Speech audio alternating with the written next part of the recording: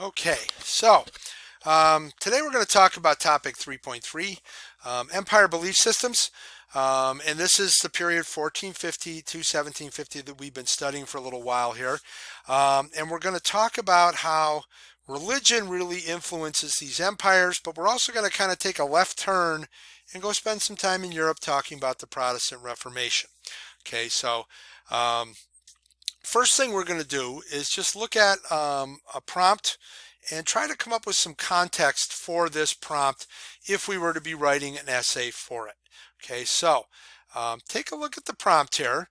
And what I want you to think about is what could you brainstorm for some examples? And do this right on your sheet that you have in front of you, um, your note-taking guide.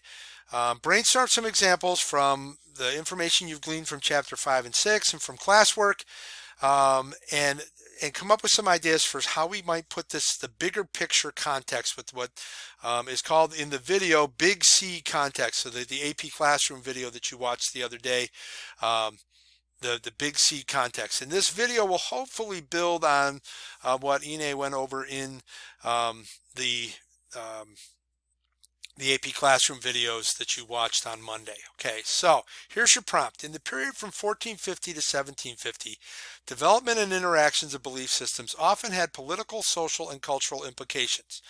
Develop an argument that evaluates the extent to which belief systems affected at least two land-based states in Asia or Europe differently this period. All right, so what we're looking for here, what you want to think about is some context for this, but what we want to think about is context as it applied to how belief systems affected states. All right, so pause the video for a minute, jot down some thoughts, and then come back. Okay, so welcome back. Hopefully you actually did that. Here are some ideas of what you might have written down. The expansion of gunpowder empires is probably your biggest piece of context. The expansion of the Ottomans, Mughals, Safavids, the Qing, Russia, all the ones we've been talking about here, okay? And how this imperial expansion creates multi-religious states, especially in Asia, and most significantly in the Ottoman Empire and in the Mughal Empire. And then maybe a little bit about the expansion of global trade and communication patterns and how that brings in different religions and how they affected state building during this time. Now, if you're to put that together, obviously at the start of an essay, you're going to need to write some context. So this is what you might come up with if you were writing in an essay. So, after the fall of the Mongol Empire, new empires began to expand across Eurasia by using gunpowder and controlling trade routes. However, as these states expanded, they began to rule subjects of multiple religions. For example, the Ottoman Empire, a Muslim empire, expands into southeastern Europe, where the majority of the population is Christian or Jewish. Another Muslim empire, the Mughals, controlled South Asia, which was predominantly Hindu. So this would then lead you into a thesis statement that would answer how those belief systems affected the states that were expanding. In this case, the Ottomans and the Mughals would probably be the examples you're using since you're using them in your context. All right. Next thing I want to do is just as we take our left turn here towards the Reformation and towards Europe, I want to take a look at a statement from the Catholic Chancellor of the Kingdom of France in a speech to the Estates General in 1560. Okay, and what I want you to think about here is what is his primary claim? What is the main point he's making? He makes several, but what is the main point he's saying? And when you find it, on your note-taking guide, I want you to highlight it, okay? So let me read it to you. It is true that if men were good and perfect, they would never take up arms for the sake of religion. Yet we cannot deny that religion, good or bad, can arouse men's passions more than anything else. No belief penetrates more deeply into the hearts of men than religion, or divides them more widely from each other. Indeed, an Englishman or a Frenchman of the same faith are closer in friendship than two Frenchmen from the same city, subject to the same Lord, who have different faiths. Religious difference can deter the subject from obeying his king and can produce rebellion. For this reason, we must remove evil and remedy it through a religious council of the kingdom, so that we may not bring war into the kingdom through rebellion. And if the decline of our church has given birth to heresies, then its reform may serve to extinguish them. We must henceforth assail our religious enemies with the proper weapons of religious conflict: charity, prayer, persuasion, and the Word of God. Let us banish those devilish names: Lutheran, Huguenot, Papist, that breed only faction and sedition, and let us retain only one name: Christian. Okay, so this thing should kind of get us in the mood to talk about the Catholic Reformation, or the Protestant Reformation, and its counterpart, the Counter-Reformation, that comes later in response to it. So pause the video here if you haven't found the main idea yet, and take a second and see if you can find it.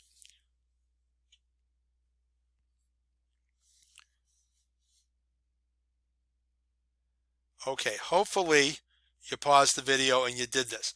Your main idea is highlighted in the green here. Okay, no belief penetrates more deeply into the hearts of men than religion, or divides them more widely than each other. He does make some other points here, but pretty much everything else he talks about is evidence that backs up this claim. Okay, so I want you to be able to the reason I had you do this practice is because we need to really get in the habit of, when we read a document, looking for the main idea. What claim is the author making? Because this really is what you want to discuss when you're talking about a document while writing a DBQ or any other use of documents in the course. All right, so now we're going to move into talking about the belief systems. And what we're going to focus on here is continuity and change within the various belief systems during the period of 1450 to 1750. So we're going to look first at Christianity, specifically in Europe, and we're going to look at some continuities, but we're also going to look at some massive changes that take place. Then we're going to look at Islam, and we're going to look at the schism between the Sunni and the Shiite, but we're also going to look at another religion that rises out of a combination or a blending of those two religions. All right, so before we begin talking about the Reformation, we need to throw in some context. Okay, so before the Protestant Reformation is what we're going to focus on here. All right, so Catholic Church, most powerful entity in Europe after the fall of Rome. But how did it get there? We have two pictures here. The first one, the one on the left, is a picture of the Emperor Constantine, who is, if you remember your Rome, is the first Christian emperor. Okay, and he really legitimizes the Christian faith, and over time, as Rome declines, Christianity grows more powerful, and the church itself becomes more powerful, and it begins to become almost a law or a country or a state unto itself. Okay, and this develops a long time over the Middle Ages, when you have all that decentralization. The church is kind of the glue that pulls everything together. So by the time you get to our time period here of 1450 to 1750, the church is almost a law unto itself. It has its own court system. It has, in many cases, land that it controls, and it is probably the largest landowner in Europe. It's the wealthiest organization in Europe, and all the power that comes with that. Now, a manifestation of this power really is in the picture on the right, which is called the burning of Jan Hus. Okay, Jan Hus is a Czech priest. Czech is from Central Europe. Who advocates for the publishing of Bible in the vernacular, along with a number of other reforms to the church. The vernacular is simply the local language. The church doesn't like this idea because they see it as undermining their power, because all of the major church writings, including the Bible, are written in Latin, and only really priests and the very well educated can read Latin. Church executes Hus. You can see here that he is tied to a stake, looking very holy there, and there's people around watching, and you can see that some guys working there. What they're doing is building a fire that they're going to burn this guy with. Okay, and that was the main punishment for heresy during what becomes known as the Reformation and the Counter-Reformation and the Inquisition and all sorts of other good stuff that's in there. And this is simply example of the church's power. If the church can execute someone for violating church teachings, obviously they got a lot of power. So what we're going to look at is how does that power change over time, okay? And how does, to some extent, it remain the same? So, Martin Luther is who we're going to begin with. Martin Luther is a Catholic monk, a German Catholic monk. He can read, probably can read Latin. And he, in the year 1517, he is kind of fed up. He has had enough of what he sees as the church going in the wrong direction. And he writes what he calls the 95 Theses.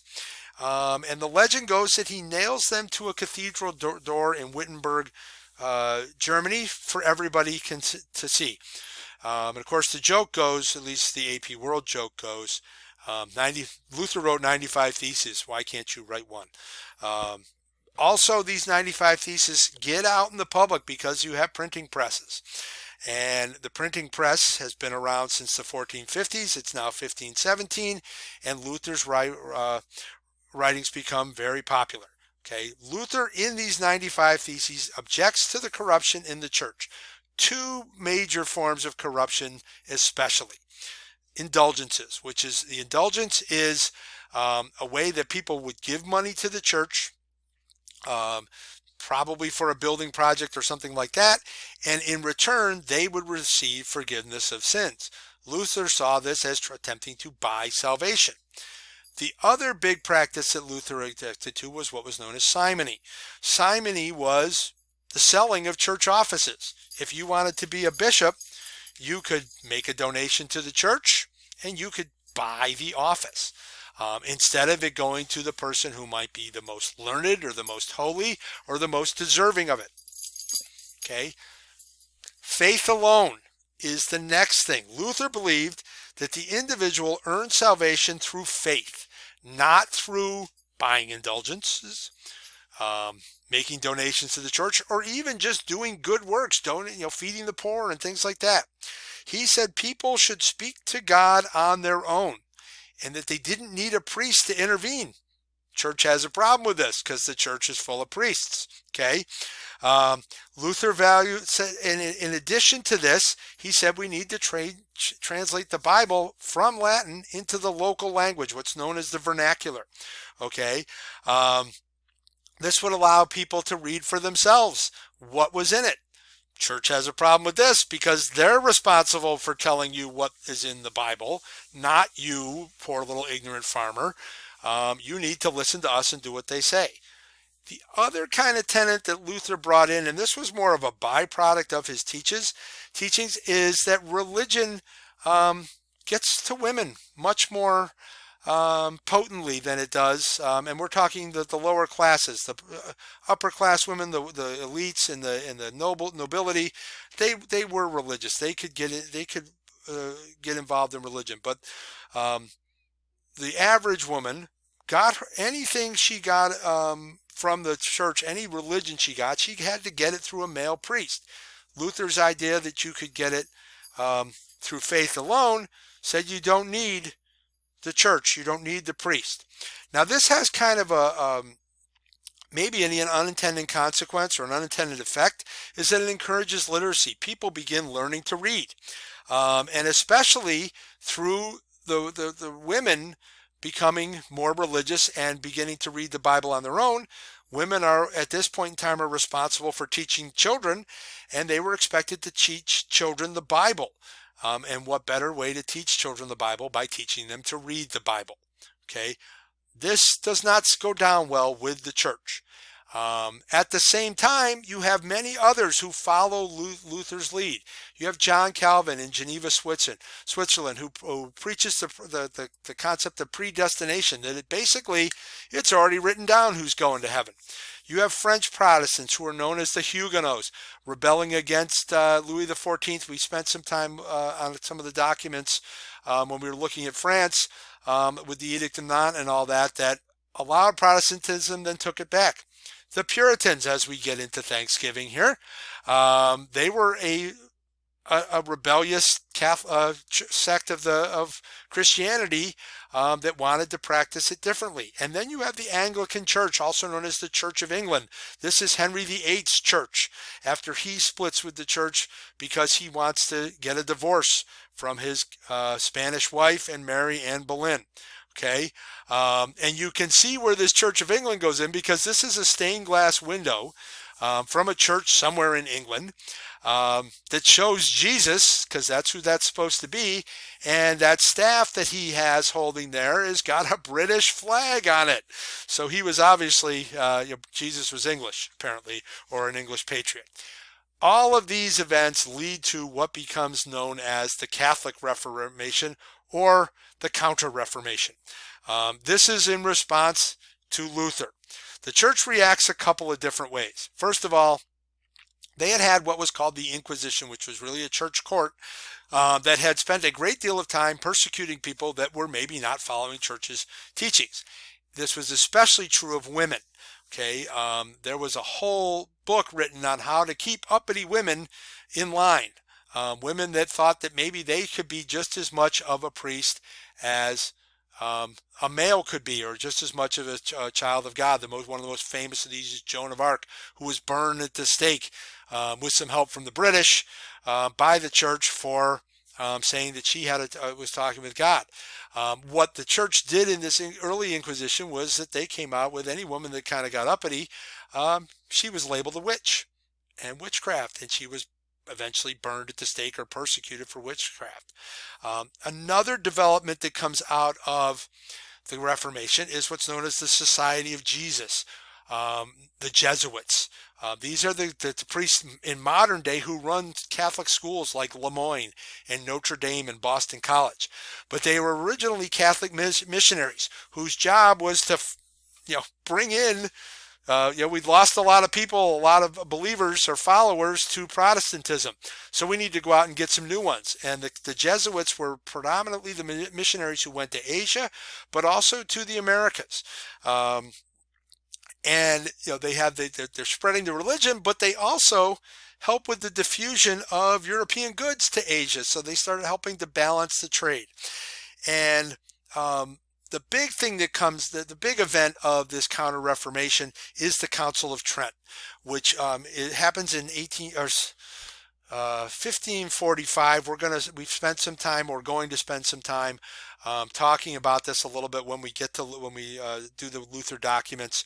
But in this thing, they eliminate the indulgences and several other of the church practices that Luther objected to. Another piece of the Reformation is religious war across Europe. The most famous of these are the 30 Years' War, which take place across Germany between German princes that want to follow Luther's teaching because Luther's teaching says they can be independent of the church, so they don't have the church bossing them around. And it's really between the Austrians and to some extent the French who fight in this also. You can see there's a firing squad going on in here. So it's a pretty brutal war. All right, so that gives us a little bit of background on our Protestant Reformation, and we're going to start talking about Islam and the split that goes on in Islam. Okay, and this is more of a continuity. Protestant Reformation is a big change. You saw a lot of new things invented there. Sunni versus Shia is something that had been going on really since the death of the Prophet Muhammad. And it was a feud that began within Islam, and we touched a little bit on this when we talked about the Ottomans and the Safavids a little earlier in the unit, over who would be the successor to Muhammad. Okay, there were two factions. One was one that I believe was following Muhammad's brother-in-law, and the other that followed Muhammad's son-in-law. And they grew into two factions. One known as the Sunni, which was the majority favored, and they felt that the next caliph or the person who should follow Muhammad should be elected by the people, and the people should decide who it was going to be. And the favored person on that was Muhammad's brother-in-law, also Muhammad's best friend, who had come up with Muhammad and been kind of a right-hand man as Muhammad spread the faith and began the conquest of what became the later Islamic empires. Okay, the Shia believed that it should be closest by bloodline. Now, how they got closest by bloodline and they decided instead of a brother-in-law it would be a son-in-law, I don't know. But they followed the son-in-law, Ali. Both eventually become the caliph, but the brother-in-law comes first, and then the son-in-law will be actually the fourth caliph to follow Muhammad. Now, how does this play out in this time period? Very simply, and we've already touched on this a little bit, the Ottoman Empire is majority Sunni. The Safavid Empire is majority Shia. And these two branches do not get along. This even plays out today if you look on the map and you look at where the green and the red are. Persia is modern day Iran, okay, for the most part, and also the southeastern portions of Iraq. Okay, so you have Sunnis in one to the west or to the east, or Shia to the east and Sunni to the west, and there is a constant tension between that. And now the Shia and the Sunni are spread all over, but this is a big problem in Islam. Okay, the third and last point I want to get to is Sikhism, and I know I'm running a little bit longer than I intended to. But Sikhism is a syncretic faith, and this was talked a lot in the AP Classroom video. So I just want to kind of fill in some details. Syncretic faith we're going to talk some more about syncretism going forward, and when we talk about the spreading of Christianity into the Americas. Okay, but syncretism is just the spreading of religious and cultural beliefs, and then the blending of those beliefs to create something new. Where Sikhism happens is in India. Okay, so you have a 20% Muslim majority ruling over a Hindu 20% Muslim minority ruling over a Hindu majority of 78%, and around 2 to 3% other religions. Okay, Sikhism mixes many of the concepts of Islam and Hinduism into one bigger religion, with one supreme being, and then you have 10 gurus who are supposed to be the leaders of this. And the founder of this is Guru Nanak, who you met in the AP Classroom video. This is simply a picture of him. So finally, on your note-taking guide, I want you to take a minute and copy down these continuities and changes within the various belief systems from the period 1450 to 1750. So the major changes: Protestant Reformation leading to new branches of Christianity. Catholic Church makes changes to make up for losses related to the Protestant Reformation. That's what I'm with PR. Okay. Many states go to war over religion, sometimes leading to new political leaders. A lot of that happens in both Central Europe, but also in the Middle East, between the Sunni and Shia. And then you have the new syncretic religion in India, Sikhism. Okay, so continuities, what stays the same? Despite the Protestant Reformation, Catholicism remains the major religious force in many parts of Europe. It is still the largest branch of Christianity. And the division of Islam between Sunni and Shia leads to violence, and that continues right up to the present day. Okay, so hopefully that will help you with the continuity and change chart that I asked you to do in the homework. And when you're all done, please turn in your completed note-taking sheet.